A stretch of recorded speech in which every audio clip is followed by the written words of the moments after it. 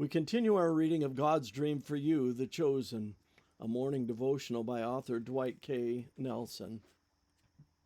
Our reading today, October 1, The Macedonian Matrix, Part 1. Now when they had gone through Phrygia and the region of Galatia, they were forbidden by the Holy Spirit to preach the word in Asia. After they had come to Mysia, they tried to go into Bithynia, but the Spirit did not permit them. Acts 16, 6 and 7. What are you supposed to do when it seems God keeps slamming the door in your face? How many of us right now are doing our best to bravely carry on with our noses pressed against a closed door? Could it be that the very best way to an open door is through a closed one? I saw a list once of all the closed doors Abraham Lincoln, arguably the greatest president of the United States, experienced. 1832, he lost his job. 1832, he was defeated in his race for the Illinois legislature. 1833, he failed in business. 1834, he was elected to the state legislature.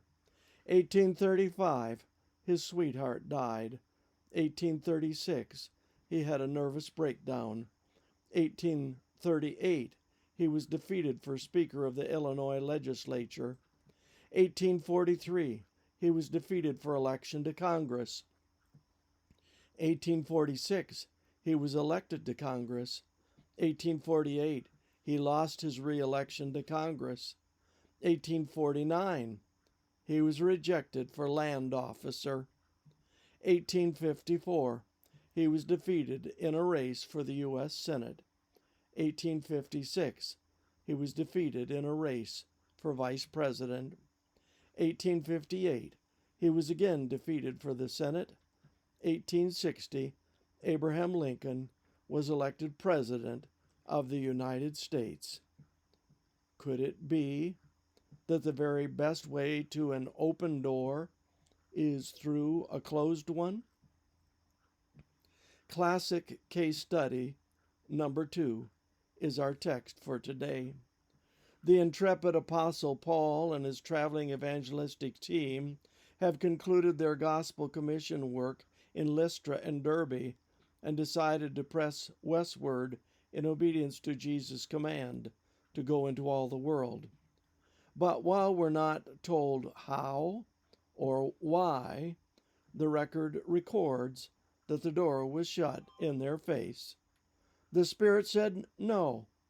Undaunted by that closed door, Paul and his companions revised their plans and pressed northward with the gospel instead. But when they tried to enter Bithynia, another giant closed door and a no from God was waiting for them. So where was Paul to go now? He wasn't sure. Because when God closes a door in your life, you're never quite sure, are you? Joseph the slave had no clue. Neither did Moses the shepherd. Not even Abraham Lincoln did. So if your nose is pressed against the cold surface of another closed door, don't feel bad. You're not alone. Just remember the truth Paul is about to discover. When you walk with God, the very best way to an open door very often is through a closed one. This concludes our reading today of God's Dream for You, The Chosen.